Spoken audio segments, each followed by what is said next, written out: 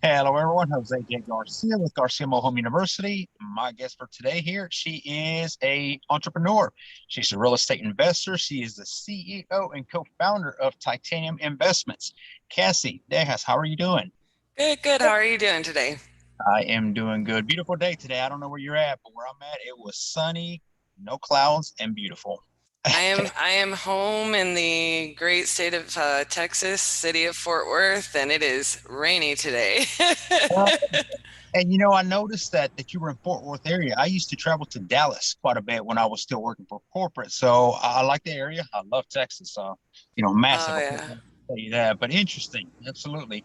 So I know you through a lot of the same platforms. YouTube. I watched a lot of your stuff. A lot of great stuff, by the way. A lot of awesome content. I'm sure a lot of people can pick up.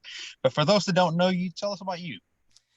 Okay. Well, I am definitely what probably I would identify as a serial entrepreneur. Um, we are Our main source of entrepreneurship is through real estate. We have quite a large investment firm. We have, buy and hold, seller finance portfolio. We have, fix and flips all over the country, and we wholesale all over the country. I've actually done deals in every state except for Utah at this point in time. Wow. Um, so we're definitely in the thousands as far as real estate transactions go. I'm also an agent broker here in Texas. We have an education program for real estate. We have a CRM that we're about to roll out for people in real estate. So we have a software, and yeah, I mean, we dabble in some other things that are more hobby slash investments, but turning businesses. And I would just say that that's a lot about me in the business world, if you will. I have a Absolutely. partner named RJ Bates III. Most of our stuff is on his YouTube actually, and we have a podcast as well.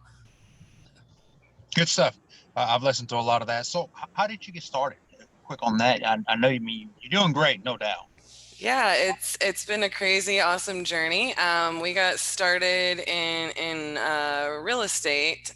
We actually were previously the owners of a general contracting business, and we just can't stop, won't stop kind of people. We're always working every day to make our business better, show up better for our business and our team and ourselves. And we're real personal development junkies. And it's kind of like an unstoppable force that both RJ and I, and now our third partner Elijah De La Garza, um, we're all kind of crafted out of that mold, if you will.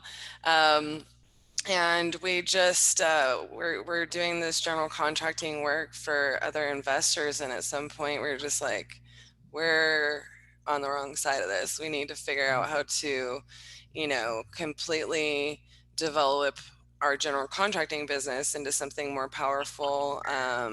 We're real motivated to leave an incredible legacy. We have a lot of things that we want to achieve. And oh, another thing that I forgot to mention is our charity is Beat Kids Cancer. So, I mean, we have a lot of big goals. We're here to uh, change the name of the game, if you will. We are here to, show people what was life changing for us. And so, that had a lot to do with it. That's how we got really started into investing. We just started figuring out we already had the fix and flip uh, contracting side of it down. So we just went and started figuring out. One of our clients had mentioned that he bought property from a wholesaler that we were renovating for him, and we just started studying as much as we could, and that was 7 years ago. So. Wow. Mhm. Interesting. Absolutely. Now, you mentioned you invest in every state but Utah. I'm curious, why not Utah? We just haven't done it yet. I haven't done it, haven't gotten to it. How does the market change from state to state? Oh, it's all over the place. But it's not even necessarily state to state that really I have found it's more, I mean, you have differences certainly state to state, which, you have abstract states, attorney states, non-disclosure states, But I think once you get a few of those under your belt, I mean, you know what questions asked. There's always resources for that kind of thing and making sure that you have, a good title company and so on and so forth on your side. Really good boots on the ground in that particular area. It doesn't change as much state to state to me. What really changes is mostly like city to city. So you're just it's more a market to market thing, and most markets are, they're pretty similar Mm, to other markets, even mm, though they're in other states, So like Detroit is similar to another market in another state, Fort Worth is similar to another market in another state, and so on and so forth. The main areas that we typically buy and hold or fix and flip in, we have a branch in Phoenix, Arizona, on Oahu, Anchorage, Alaska, and here in Fort Worth. We do wow. quite a bit in Oklahoma and Ohio as well. But for the most part, we did at one point, but we don't have a lot of flips or holds in other places. For the past couple of years, I would say we've been mostly wholesaling or selling off or seller financing our holds. We haven't really been very motivated to do virtual flips Mm, for a minute, but and we kind of like want to go in and hold in a market that's virtual with very good reasoning, very good resources, and people boots on the ground. As well as we want to do more than one. I don't want to just have a random property all over the place, all over the country, So right, right. that's kind of what we've been doing, but we're still really we're still we still have really good hold in a lot of markets, but we tend to kind of wholesale them right now, which will probably add slowly and surely. We definitely had a point in our business where we scaled up, bought too much too fast, had to kind of take it back a little and kind of regroup, but that's kind of part of the growth process as an entrepreneur, so Right, right. I mean, you've been very successful. You're definitely growing. You know what you're doing, and sometimes you have to change that exit strategy. Just depends on that. You're talking about that. How do you manage to stay focused and keep going? I know it ain't. It's not all rainbows and sunshines. It's not good days every day. We all know that. But as big as you are, how do you focus on and keep on going? I think that it's really important that you love what you're doing. I mean, real estate is so versatile, and there's not really a cap on it. So, at one point, I think that I was so all over the map, and there were a lot of years where I've had to just do what you have to do, right? But I think I always knew that I would get to the point where I would spend, first and foremost, I would remind myself I'd much rather be doing this than working anywhere else. I would much rather have the power to create my own reality, which is like a huge thing for me. Um, so that first and foremost is how I stay motivated. And then the second thing is that there are going to be times in business, um, over and over, that you have to do things that may not give you energy, or you may not love that part of it so much. No one way is going to be everything that you love. We don't live in like that kind of, utopia here. Right. However, I've just continued to make moves that create the ability for me to do what I love, like what brings me so much joy, and make sure that I keep that part. A lot of people focus on balancing your time and time management and so on and so forth. I think for me, it's, just making sure that I'm taking care of my physical self, my emotional self, my mental self, because I'm literally addicted to my businesses, and sometimes like I will get off balance, but realistically, I think that I always knew that I was going to be working and sitting in a place in my business that I got to go to work every day and just really enjoy every minute of it. It's not stressful for me. You know, things that used to be stressful for me in year one, year two, year three, even like now Mm, they happen and I'm like, yeah, this is how you this is how you deal with it. It doesn't even I don't bat an eyelash at it, you know. So I think that that just has a lot to do with it. You become refined over and over and over again, and you just balance out the things that feed you. You make sure you're being fed too. You can't just starve yourself all of the time. You can't deprive yourself in the areas mm, of your life all of the time.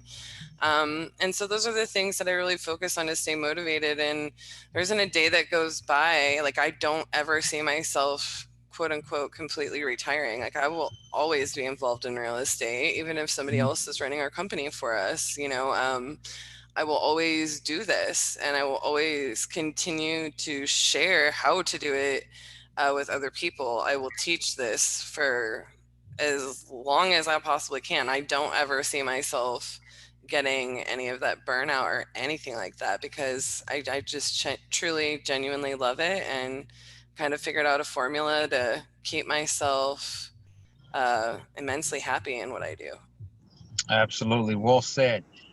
Jim Carrey once said, you know, you don't have to like everything you do, but you have to have a little bit of love or you won't be good at it. And I think you hit on some of those is you have to have love for it. It has to be a desire to want. Yeah. Otherwise, it's just one more job you created within yourself. So very well put. And again, I am impressed, to say the least, how many states you're investing in. I mean, I coach students how to invest in a different side of real estate, but it's hard to get them to do anything within the market. So to see the magnitude that you're at, but I think most times than not, it's people and the naysayers that come around that talk them down. Mhm. And those you don't have to seek; they're all around us. Oh What do you yeah. think? What do you say to naysayers when they tell you can't do something? Watch me. It doesn't even affect me anymore. We first started wholesaling in DFW, and for those of you listening that don't know, that's Dallas Fort Worth. They're two separate cities combined. What they call them, like the Metroplex, the DFW Metroplex, Not to cut you off, but because there's also two airports. I miss yeah. my plane. Go ahead.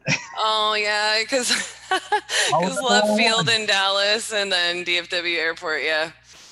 Um, but yeah, I mean, we had people telling us when we first started that you couldn't wholesale, you couldn't even get into the DFW market. Wow. Prove them wrong. You figure it out, and I honestly like. I know it's so crazy. Like it's hard for a lot of people who get into a hot market, and they're trying to do any form of real estate, but the reality of it is that most of your competition is lazy. There's going to be naysayers. I mean, I had family members who literally thought I should go get a job making six figures instead of creating what I've created. It took them years to truly understand. It was when I bought my first house and my first luxury vehicle before they really stopped acting concerned. You know, so there's going Those to are be the worst. naysayers everywhere. um, but I'm very driven, and I think that I'm also very motivated by um, figuring out how to solve problems, and that's like such a huge component of this business. So it's a really good fit for me. And that's how I usually approach any naysayers. It's like, you may not think it can be done, but I guarantee you there's five answers outside of the way most people look at it. Mhm. And so you just have to figure out what those answers are and what the best fit is. Absolutely. Is now a good time for people to invest in real estate, taking all the circumstances? Every time is a good time for people to invest in real estate. There's Agree. never a bad time to invest in real estate. There are bad real estate investments. There are bad times for certain acquisitions or dispositions or exit strategies, but you just and honestly, like that's one of the things I love about real estate is like I'm constantly kept on my toes. I'm constantly trying to put together the best formula for every property that we deal with, for every business that we help and educate. It's like no two are the same. You don't have Hmm. the same seller, buyer, property, things like that. So, um, I love that about real estate, and I think that it's just depends on the investment strategy you're going with and how you're investing your money. Absolutely. Mhm. No deal is the same. I'll tell people the same. No, there's no equally two. I mean, everything is different. So I'm a mobile home investor. I invest, I coach and I mentor people, and mobile homes. I tell people is the hidden side to real estate that most people don't know. What is your Mhm. knowledge of mobile homes? I have actually, I would not say that I'm super knowledgeable in the mobile home area of real estate. However, I'm not exactly inexperienced. I'm not exactly uh yeah, it's kind of medium medium level. I've never owned a mobile home park. I mean, I've heavily considered. I know a lot about what should be. I know a lot about how to value them, things like that. But I've never owned a park. I've done a lot of analysis of different ones. I actually I'm looking for one for one of our team members. His father, that's strictly what he does. Mhm. So I'm looking forward to becoming more knowledgeable. But that was just such like a question of perspective, just Sure. because I wouldn't consider myself completely ignorant, and I definitely am confident that I could like knock it out like that, and I know what to ask, how to ask, and when to ask it. But I'm still gonna want somebody with experience, and I think that that's so important. As a side note, Nation, if you're not super experienced in something, just because you're good at a ton of other things in the same, similar field, I mean, no, I'm not going to go into that without having an expert, as my partner, in my partnership on the deal somehow with Mhm. me on it, because inevitably you don't know what you don't know. And you learn usually mostly through experience or having someone next to you. So, Absolutely. A couple good things that actually answers my next question. But one thing, with your experience, I'm sure you could master that one just fine. We believe in you on that. And if you do decide to come into mobile homes, let's connect. That's absolutely. for But you sure. said one thing on there that if you don't know what you're doing, the best way is to get beside somebody that's been there, done that, and maybe doing it, which is even better. Trying to reinvent the wheel and spinning circles is not going to get you anywhere. And I Mm-mm, know when I started, that was one of my issues. Is I have it, I got it, which is a terrible mentality. To carry on. But a couple more questions for you. One, what is next for you? What's your next goal? Your next big adventure? So I would say the next big adventure is going to definitely. I would like to purchase a couple of specific personal properties and then be income producing. Um, and then I would also like to purchase a medium-ish apartment complex. Um, but Multi-door. but all of those, I want those to be local, because I want to have them forever. So like I never want to get rid of them. And so there's a certain set of criteria that I really want, and then I just really want to focus on right now, I'm just really focused on our education program. I'm really focused on our CRM because these are new, um, that we've rolled these out. I'm really focused still on growing um, titanium realty. in the not distant future, but on a small scale level. I'm not trying to have a brokerage that has, 50 agents. I'm talking about, you know, 5 to 10. I'm talking about and on the investment side, I kind of want to, we're at a point where I kind of want to grow that up by a couple more people. Um, but really that's where I'm solely focused on. I'm not trying to go into anything crazy. um I would say we'll probably do a development and pretty much stay steady Eddie from where we are. We're pretty in love with what we've gone through to get where we are, so we're just, Perfect. it's where we are. No, and that's huge. Multi-door. That that's definitely an interest of mine. Multi-door, and then you say buy and hold. So that's the ultimate passive cash flow. That's the way to do it. Yes. Secure Yeah, yourself. it's about making sure that your money across the board, for us, is really diverse. So you're never at a point. We went through a lot of years where our money was like, our bank account was like a roller coaster ride. It's like we have a ton of money, and then it's like, whoo, I'm starting to get a little nervous. What are we doing?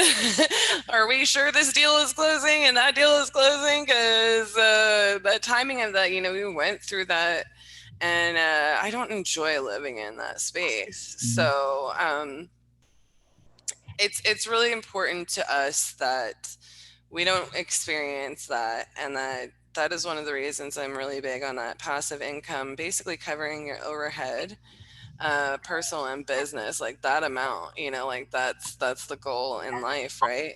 But we will continue to do flips. It's just not like 10 a month. We'll continue to add to our portfolio, I'm sure, but we'll get to be very picky about it. We'll still have a wholesale operation because we're still going to market like crazy. Um, and we'll still be, focused on, our education program. We'll be focused on all of it, because that's a big part of our education program, is that we're still in it, is important to us, that we're still out there actually doing it. So, you know, um, that's just kind of, it's just really important to have that stability within Have to. how your business finances are, and that if you're too focused on like one strategy, like fix and flip, for example. I mean, my goodness, it's a cash flow nightmare. Fix and flips, every one of them, cash flow nightmare. Nice reward at the end of the day, but it's just like, you know um Start and over and yeah, over. Yep. so on and so forth. So, um, that's just kind of our mentality, not just mine, but our mentality around here. Like staying diverse in that way, is a really important part of how we're made up. Well, you named our podcast for today. Secure yourself financially. I'm gonna list. Yes, But last question for you: what is your favorite successful quote? my favorite successful quote. Success. Oh gosh, you just should prepped me for this. My favorite successful quote. Oh, you're gonna have to edit this part. I mean, uh, I'll share you mine, and this comes from my coach, my direct coach. Stop talking about it and get it done. That's huge. To me, that's been, there's many, but that one there, you can talk about it all day long, but unless you get in there and do it, it's not going to happen. right. I love that. Okay, so I'm looking mine up so I don't botch it because I'm really bad at these You're, things. you're fine. In the meantime, Mhm. all right, I'm getting it pulled up. You're I fine. would say it's by Albert Einstein, and it's essentially what it is focus, not on being a success, but being of value. Um, but I think that's the essential of it. But That's good. it's focus not on being successful, focus on being of value. And I think that that's probably like my favorite one, only because that's just been such a huge part of my growth journey. Um, if you're always adding value, and I see so many people in the real estate industry that are too focused on, winning or negotiating or and realistically, what everybody should be focused on is the value of things, the value of your time, the value of the property, the value, the value that you bring to the deal in any transaction or anything you set your mind to. If you're focused on that, you're going to be winning. I You're like going to it. be successful. I love Einstein. I like it. Yes, ma'am. So, Cassie, how can people connect with you? It's very easy to connect with me through Facebook. My name is spelled Cassi, Cassie. Last name is DeHaas. D is in David, E is in Edward, capital HAAS. And it's the same on Instagram and all the social platforms. It's the easiest way to get a hold of me. I get a billion texts and emails, so it's definitely Absolutely. not the And best way. I'll link all your social media sites on here on the bottom of the Perfect. video as well. So they'll be able to. But yeah, no, if whenever I do get back to the Texas area market, I'm gonna have to connect with y'all. Yeah, absolutely, absolutely. We almost made it out to Florida. Like I was like, I've got it out here to go to Florida because I had friends who did that when we got all this snow mess last week. Everybody went to Florida, and I'm like very jealous of people in Florida this week. There you go. Well, we thank you for joining us. It's been awesome. Love having you on here. Thank you so much for having me, and hope to see you guys soon. Will do. Thank you. Bye bye.